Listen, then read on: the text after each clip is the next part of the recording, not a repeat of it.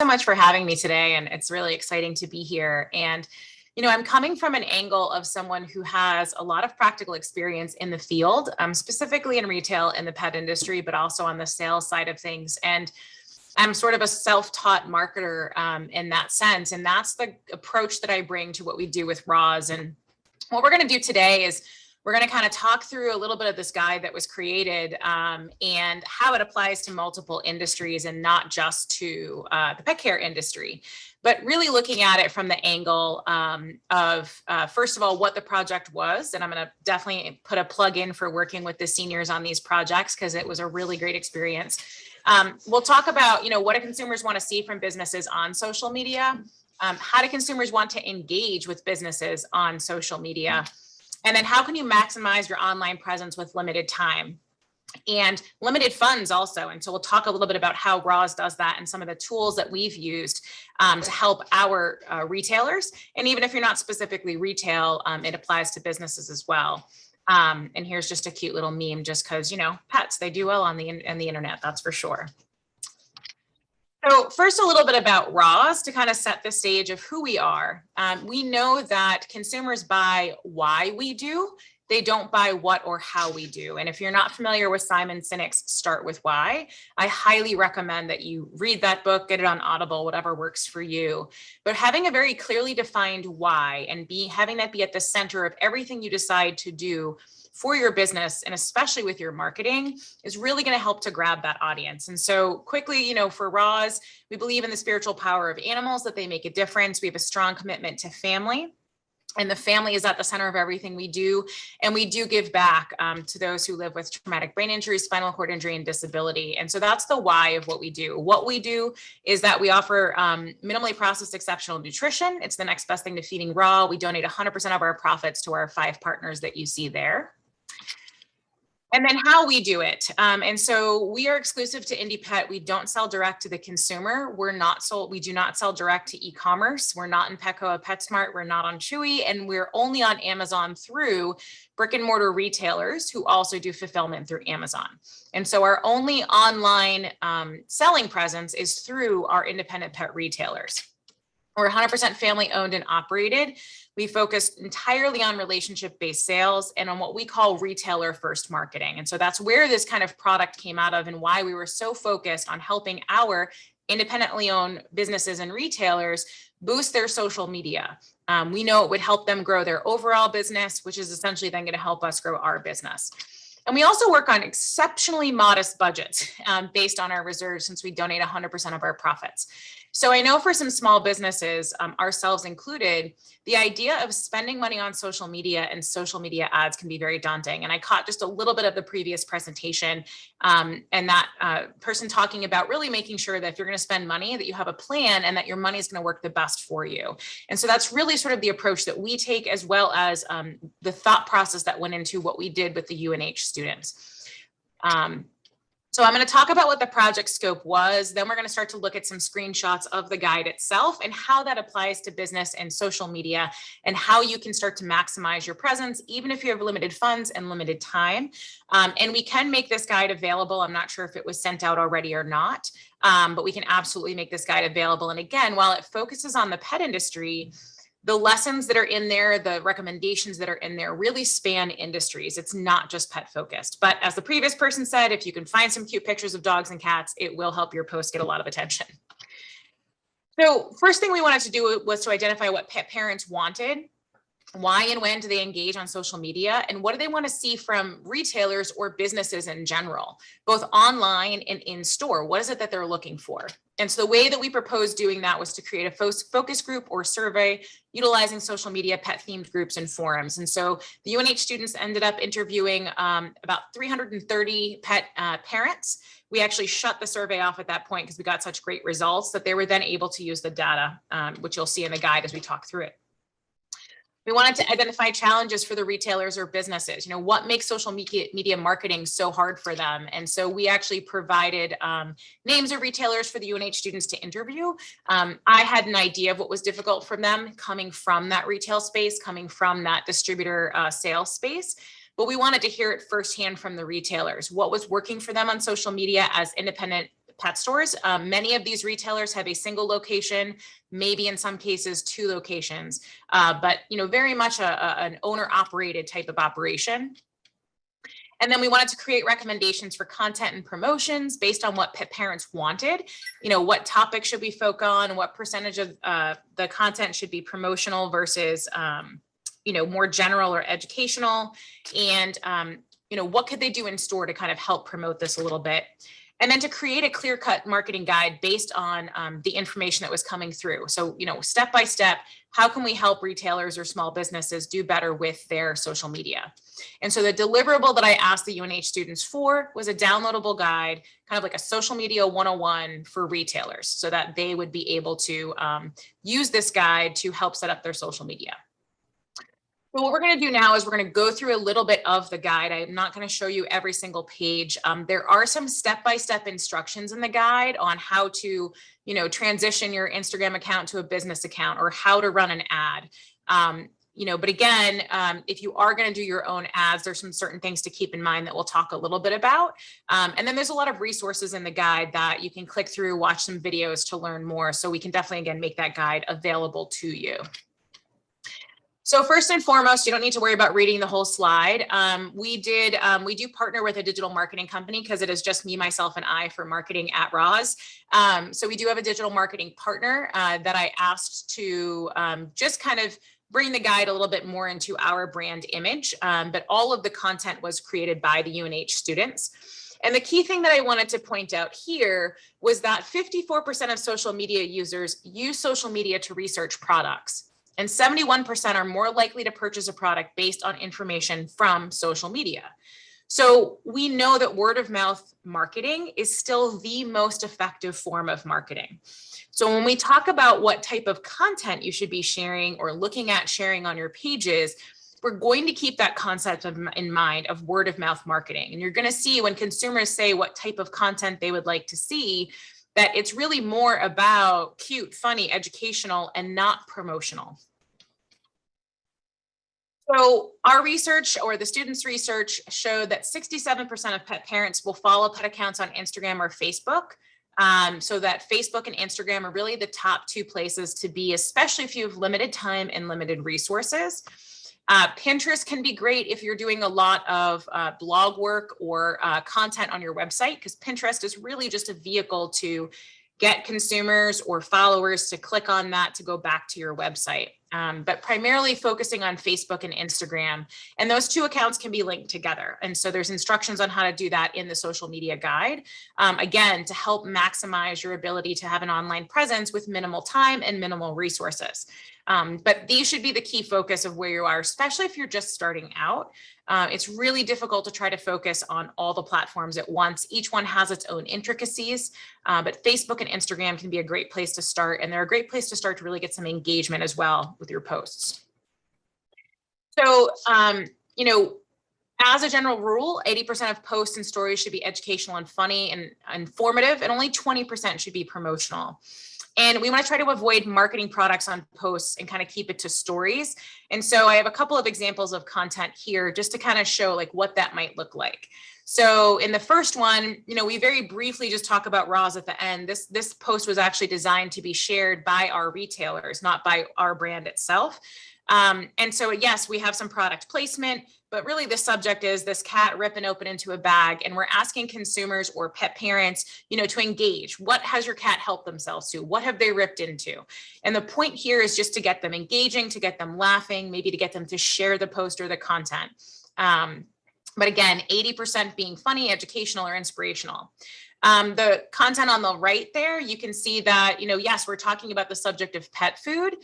This we did post on our own page, but really it's kind of that concept of what can we do to help keep our dogs from being bored, and asking, pet parents and consumers, what do you do to mix it up for your pet, helping them to get engaged. I'm not directly trying to sell Roz through this post. I'm trying to get them to engage, to see more of our content, and then to hopefully eventually get to our website, learn more about us, and see where they can buy us.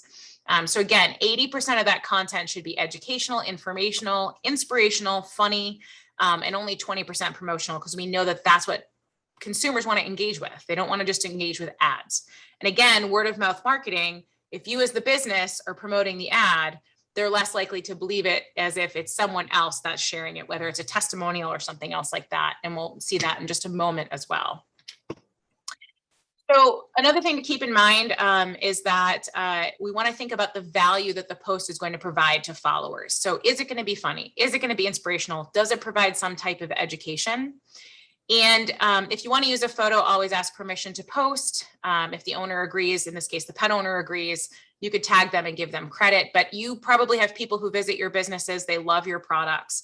And so, asking for photos, or if they're tagging you on social media, being able to share those photos, because that's where the word of mouth piece comes in as well, where it's now this consumer, this person that took part in your business, that's being able to share their testimonial or share what's happening.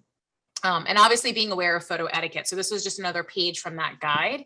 And then things to keep in mind about copyright laws. Obviously, there's certain, you can purchase stock photos from things like Unsplash or Shutterstock. Google images are not generally free. You want to be careful with copyright. If you are a small enough business, maybe you think that no one's going to catch you and you don't think about it, but just keep in mind that, you don't want to deal with that down the road. I'm not going to go into Canva here, but I did want to mention, if you're not familiar with Canva, Canva can be a free service. You can also do a paid subscription as well, but it's a design platform that's really easy to use that can help you create your own social media content. You can actually post right to social media from Canva. If you link your social media accounts, you can schedule it out. Just like you can do in Facebook, you can schedule it for Facebook and Instagram. And there are some free to use stock images available in Canva. So this is something that can help you to minimize time and kind of increase your resources to be able to create some content. So if you do get a photo from a consumer or a customer of yours or a client, you could actually upload that into Canva to create a post around that and schedule it to share to your social media whenever you want to have that scheduled out. So I just wanted to kind of mention that as a possible service that if you're not familiar with is something that's definitely worth looking into. And you can find them at canva.com. And again, you can use the free platform, or if you do the pro subscription, it's probably around $130 for the year, but you get more ability to do certain functions and you get a much larger library of stock photos that you could use to create your content as well. So the findings from the research that the students did was that, first of all, from the interviews with pet store owners, that organic posts received the best engagement on their pages, especially if it was featuring an animal or another wildlife subject. And I'm sure that's not the first time that you've heard that today. And that was best to use their store or their business's page as a gathering place for pet lovers. Or, if you're a company that is outdoor apparel, then maybe it's a gathering place for people who love to be outdoors. But, kind of that space where people feel like they can belong to a little bit of a community and they're not just there to be sold something. Outside promotion is greatly important. And so it could be by friends. We're going to talk a little bit about influencers in a little while here. But one of the store owners that was interviewed was featured on a local business blog, and then their website page received 10,000 page views because of it.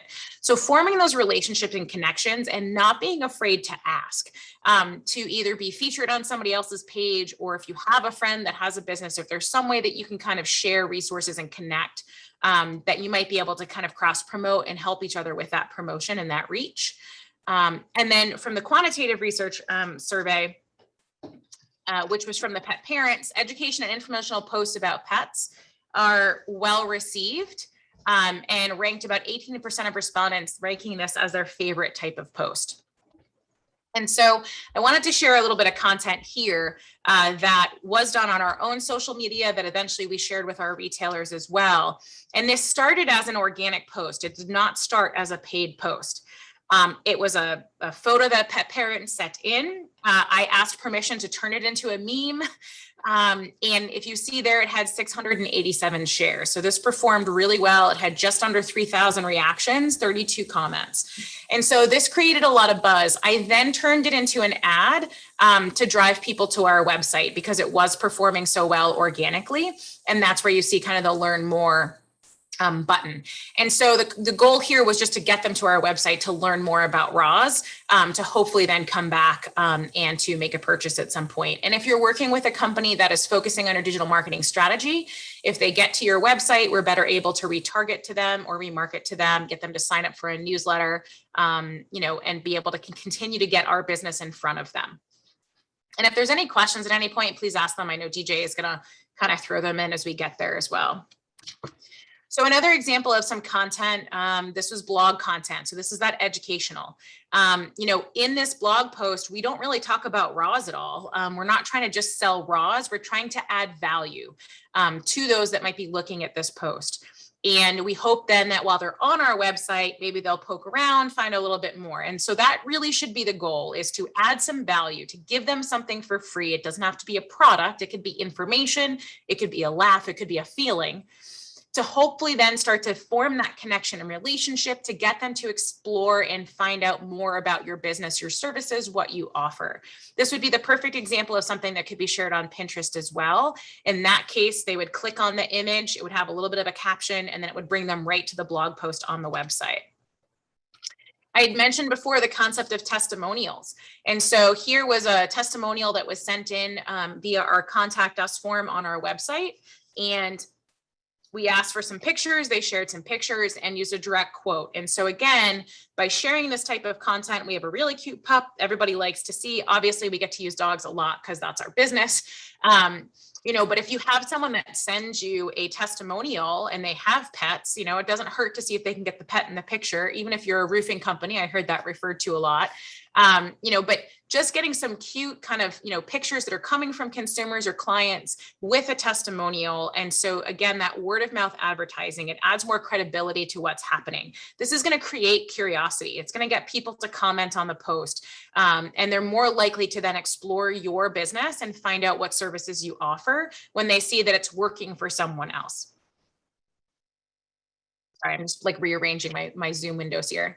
I apologize for this being fuzzy. This is a kind of a screen capture right from the guide. So again, if we get you the guide, you're gonna be able to see this a little bit better. Some things to keep in mind when you're posting on social media is that if you do write longer captions, especially on Instagram, the algorithm actually wants to see the time spent on an image. So if you have multiple pictures where you can kind of create a carousel of images, or you write longer captions and it keeps somebody on your post a little bit longer, it'll start to show up more in the feed. And this is all that organic approach. We're not worried about spending money on ads here. And so this little graphic here just shows how basically it increases based on the length of the caption. And if you do find something that people like to share, I showed you that image that had 637 shares. It just happened to click. Everybody loved the image. It was funny. And so it got shared. Every time something of yours is shared, you are organically increasing the reach to the number of people who see what you have to offer. And that again is word of mouth advertising, right? So we had some product in the image, but the meme wasn't focused on what the product was. It was funny. It made people laugh. It got shared. And so, 637 times, that exponentially increases who sees it. They're more likely to come back to our website to learn more about us, or come back to our Facebook page and learn more about us. I mentioned using multiple images like in the carousel. And then the biggest thing, and this is one of the hardest things to do with social media, and to be perfectly honest, I personally don't have time to do it for Roz's social media, but engaging with your followers is extremely important. And we're going to talk in just a few minutes about, how do you come up with a plan if you have very limited time to do this. But we want to like and comment on the posts of followers or accounts that are similar to yours. So not just reacting to when they like or comment on your posts, but actually going out to those people's pages, assuming they're public, and liking and commenting on what they're posting as well, because that makes you show up in their feed more often. And it also helps to establish and create that relationship. And then viewing their stories, interacting when possible. And then also communicating with followers via direct messages. So they're following you, maybe they liked your post or something. You can actually send them a private message that just says, hey, thanks so much for engaging with our post. We're glad you love our content. Just something to, again, get that going. Because when you open a private message conversation with someone, you automatically show up in their feed more, because both Facebook and Instagram say, oh, these people know each other. They like each other. We want to make sure they see each other's content. This can be exceptionally time consuming, and it may seem really daunting for anybody who doesn't have a social media manager or team at their disposal. And so our UNH students, when tasked with how do we create a plan for people who are very short on time, came up with this tiered approach to create a consistent presence for the business. And I thought this was really great recommendations that they came up with. So if you can take 5 minutes every day to like and comment on the posts of 2 pages, they can be, pages from your own followers or accounts that are similar to yours, and they can be short, just a few words like, we love this. Just taking 5 minutes of it every day to spend some time doing that can really help to increase your relationship and also how much they're seeing your content. If every 3 days, you could take 15 minutes to go a little bit more in depth with your engagement. So comments could be longer and more valuable. You could ask questions or provide thoughtful insight that may drive people to your page. Follow accounts that you admire. So taking some time to find those accounts that you want to follow as well. And then making sure you're replying to follower messages and comments on your own posts and responding to direct messages. So if every 3 days you carve out 15 minutes to make that happen, you're going to really make sure that you're increasing that. If every week, once a week, you took 20 minutes to connect with your followers and the pages that you follow, look through town or city's location for posts to comment on or like. So you're kind of doing a little bit of research here to find some other accounts that you could comment or like on to kind of get the presence out there. And then look at hashtags you use to engage with your specific niche. And there's, a video that's in the guide that you can follow as well to get more in-depth tips and tricks for doing that. Make sure you're commenting on posts that tag your city or town. That can draw more people to your location. Making the comment relevant as long as it is, it doesn't need to be long, but it needs to be relevant to what's going on. And then again, repeating this consistently. So if you're taking, 5 minutes every day, 15 minutes every 3 days, and 20 minutes once a week to really focus on the engagement, you can really maximize what's happening with your social media, getting more people back to your page, which is hopefully getting them to your website, into your business, and purchasing from you.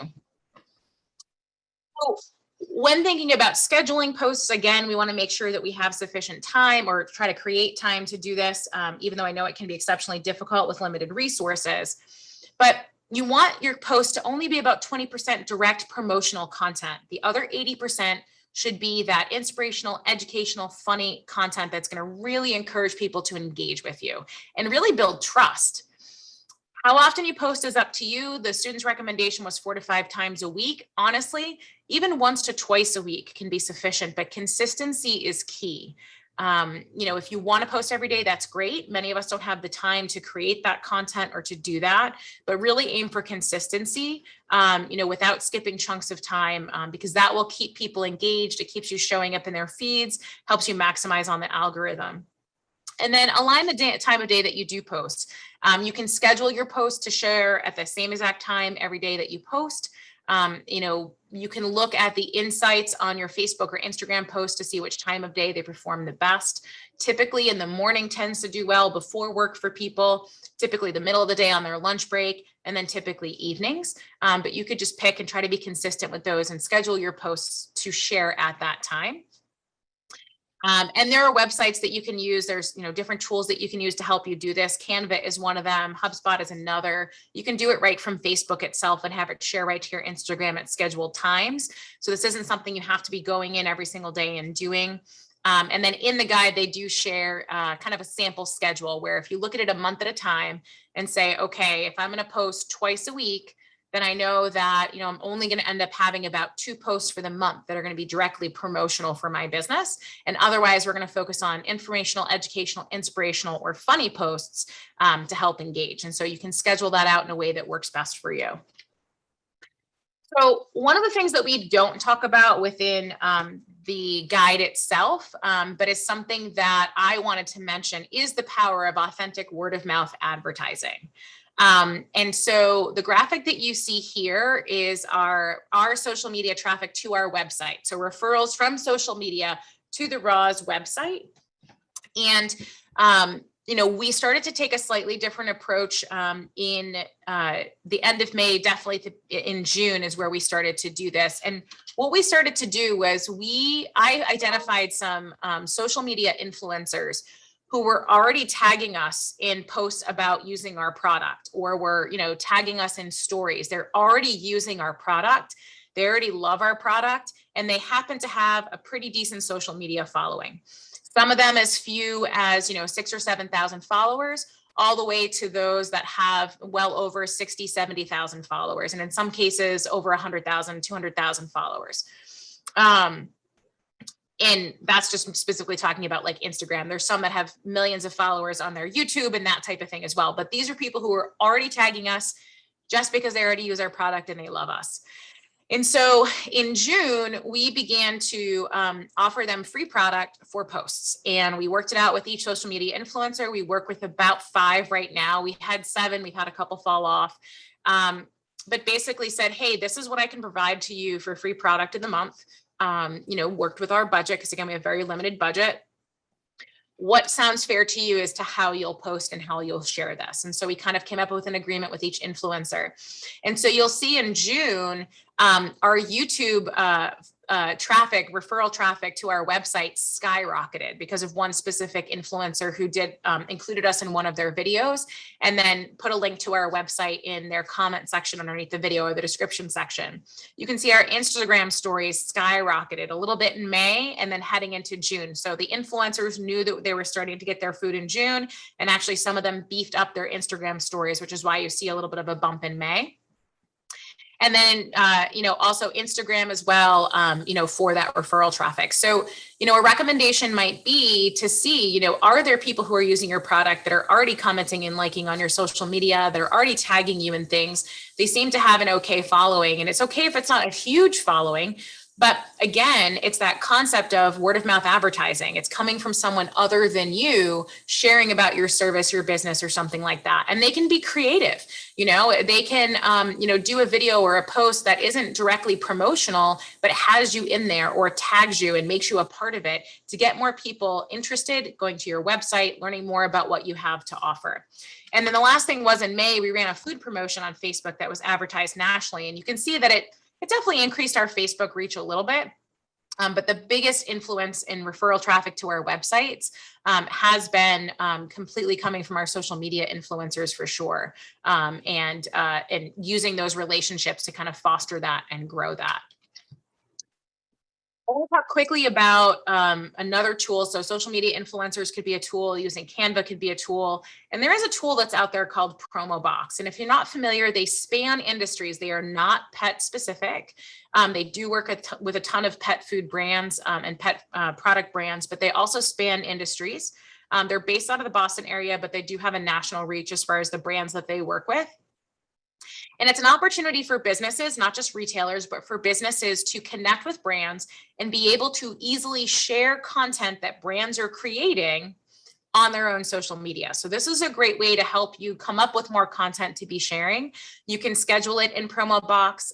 You can turn on automation, so that when a brand that you trust, they have good content that you love. Whenever they want to make it automatically share to your page, you can say, yes, I want to do that. Brands can also give you advertising dollars and can pay to have a specific content shared on your page. You get to see analytics within there. The brand gets to see analytics. It is completely free to businesses and retailers. It is the manufacturers or the brands that pay for the platform or service. So this is something that you could definitely look into if it's not something you're familiar with. See what brands they're offering. If any of the brands that you personally work with are involved in Promo Box, and this may be something for you to be able to help increase the content that you have. So this is just an example of some of the content that we've shared on, say, Promo Box, where again, we're not specifically promoting raws. Only about 20% of our content that we share with our retailers on Promo Box is directly related and promotional for raws. Otherwise, we're trying to help them increase their social media presence in ways that we know that consumers want to engage with what they're doing. Or what their page is. And so, this was a drop in emoji based on your cat lady status. And this was for like National Cat Lady Day or something like that. And it performed very well for our retailers. It actually got some of the highest engagement for some of their posts around that time. Again, gets more, interest into their stores, into their businesses, and then hopefully also get some people back to Roz as well. We do brand the content so that there's that opportunity for them to maybe learn a little bit more about Roz with it as well. So really, that's what I've got for you. I'd love to take any questions if there are any. This is just another example of a silly post that I did, relevant to the times, right? When trends are happening, you can take advantage of them. Awesome job, Jodi. Thank you so much. So one of the things that Tom wanted me to communicate was that the guide that you've been referencing will be available on the Paul College SMMS.com website, along with the recordings sometime next week.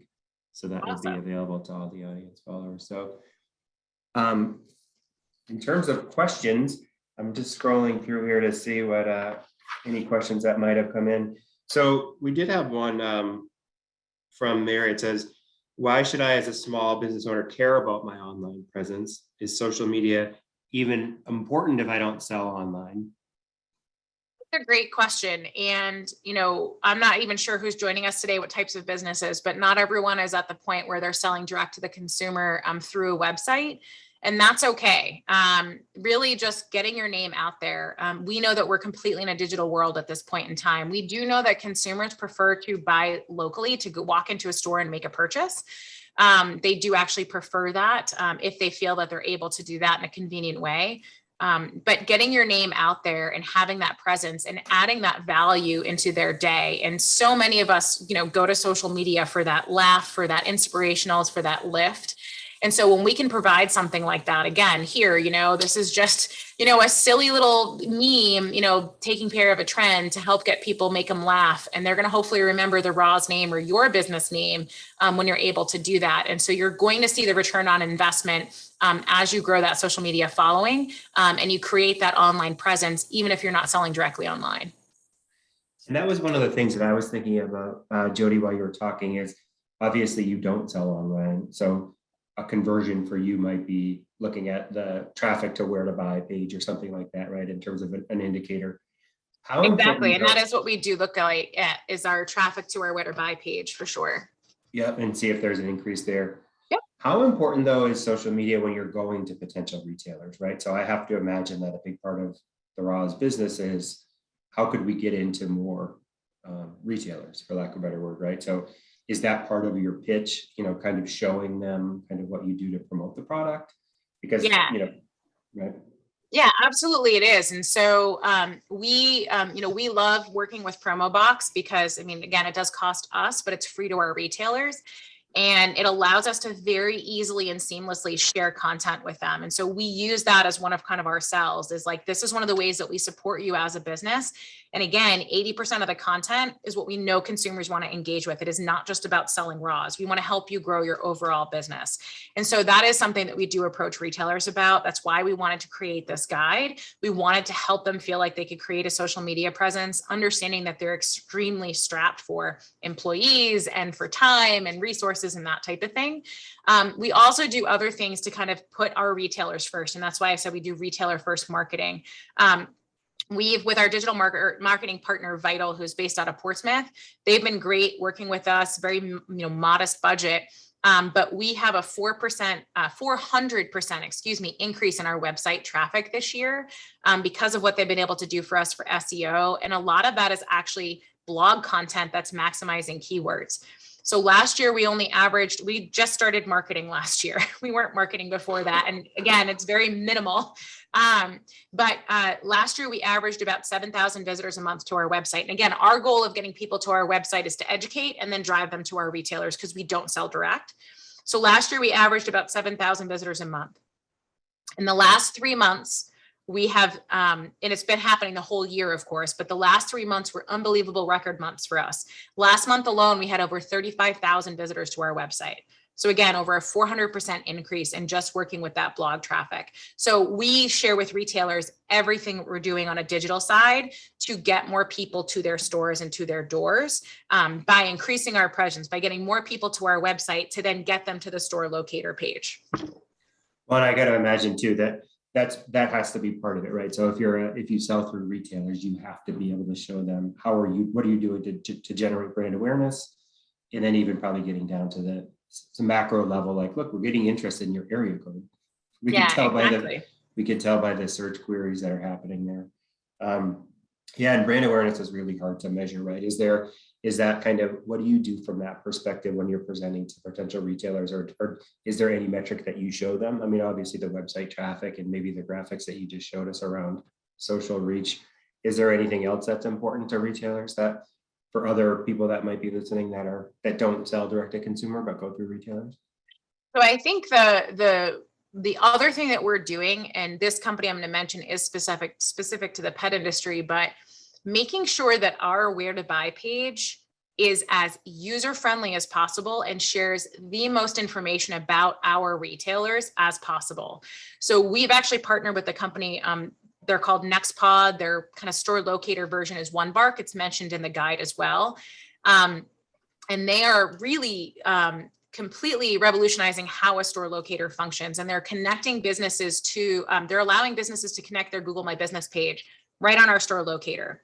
And so even if you don't have an organization or company to work with like that, making sure that your store locator page allows consumers to see as much information about the business as possible when it comes to reviews, easily contacting the business, seeing their hours and that type of thing, the services that they might offer. Like in our case, in retail, pet retail, stores don't just sell food. Lots of times they'll do grooming and training and that type of thing. So that's good to share. And if you have individual product pages, making sure it's very easy for consumers to get to that where to buy page. We now have actually widgets on every product page that you can find a local retailer right from the product page without having to go to the store locator page. But I would say, doing everything you can to drive traffic to that. We also, with our paid ad spends, which we're only spending about $2,500 a month on Google Ads, which is pretty much nothing. But the way that we've done that is that our Google Ads actually bring people to the where to buy page. So that they can then traverse the website from there, but we're bringing them directly to that where to buy page to try to connect them with a retailer. Yeah, that's really fascinating. I was looking at it. It looks like Woof Meow, because I typed in 03801. They have like an optimized, right? So it has hours of operation. It has Google reviews, open today, that type of stuff. That's pretty cool. Yeah. All right. So we do have one question that just came in from Tom. So Promo Box sounds like an important resource for independent retailers. It also sounds like it's similar to a co-op advertising. Is this content only for organic, or does it help with independent retailers' paid advertising as well? So it's both. So it depends on the individual brand. So the majority of content that we share is for organic posts. We automate some content, and then retailers can also go in, see all the other content we have available and choose to share it when they want to share it. But we also can set up that co-op advertising for specific spends. And so, retailers can opt in to say, yep, when there's ad funds available from this brand, I want to use them, I want to accept them and have that ad run on our social. And so it's all done from the brand side of things. Usually the retailer just has to say, yes, I'll opt in. Or the brand might say, you have, usually it's, this much money available, you can boost whatever post you want to boost. So it's really both. I would say primarily organic, but again, it depends on the brand. Okay, Jodi, this has been really, really insightful. I could talk to you about this. I love the idea of social media. For me, is not like my forte, but I love the idea of, all right, now we've driven them to the website, now what?